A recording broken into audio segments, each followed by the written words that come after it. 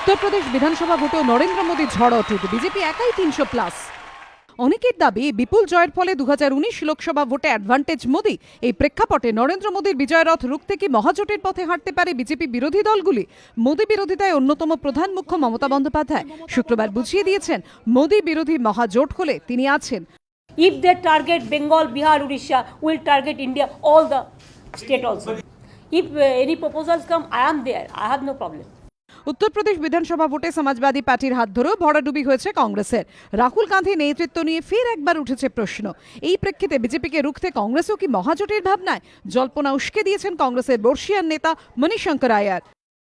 गठबंधन कम से कम महागठबंधन बनाना चाहिए यदि हमें जनता की जो भावना है जो कि मोदी के खिलाफ है उसका परिवर्तन को इस्तेमाल करते हुए हम सीट के लिहाज से भी जीते।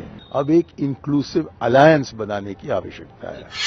মণিশঙ্কর আয়ারের দাবি, আসন প্রাপ্তির দিক থেকে উত্তরপ্রদেশে বিজেপি বড় মাপের জয় পেয়েছে, তবে সংখ্যাগরিষ্ঠ মানুষ কিন্তু মোদীকে ভোট দেয়নি।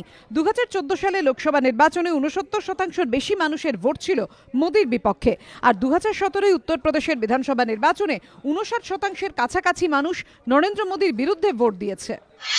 মোদী বিরোধী এই ভোটকে এক জায়গায় আনতেই কি মহাজোটের জল্পনা? ঠিক যেমনটা হয়েছিল বিহারের বিধানসভা ভোটে। প্রশ্ন রাজনৈতিক মহলে। বিহারে 2015 বিধানসভা ভোটে নীতিশ, লালু, রাহুলের মহাজোটের কাছে হারতে হয়েছিল বিজেপিকে। বিহারের মতো উত্তরপ্রদেশেও যদি মহাজোট হতো তাহলে কি ফল অন্যরকম হতে পারত? এবার উত্তরপ্রদেশে বিজেপি পেয়েছে 41.4% ভোট, সমাজবাদী পার্টি ও কংগ্রেস মিলিতভাবে পেয়েছে 28% ভোট, আর বিএসপির ঝুলিতে এসেছে 22.2% ভোট। সমাজবাদী পার্টি, কংগ্রেস ও বহুজন সমাজ পার্টির ভোট যোগ করলে দাঁড়ায় 50.2%, যা বিজেপির 41.4%-এর থেকে অনেকটাই বেশি। পর্যবেক্ষকদের একাংশের মতে মোদী বিরোধী সম্ভাব্য জোটের সমীকরণকেই নরেন্দ্র মোদীর বিরুদ্ধে কাজে লাগাতে চাইছেন মমতা বন্দ্যোপাধ্যায় থেকে মণিশঙ্কর আয়ার।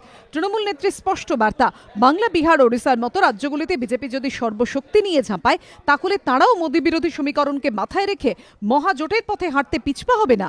আশাবুল হোসেন ও সুমন ঘরায়ের রিপোর্ট, এবিপি আনন্দ।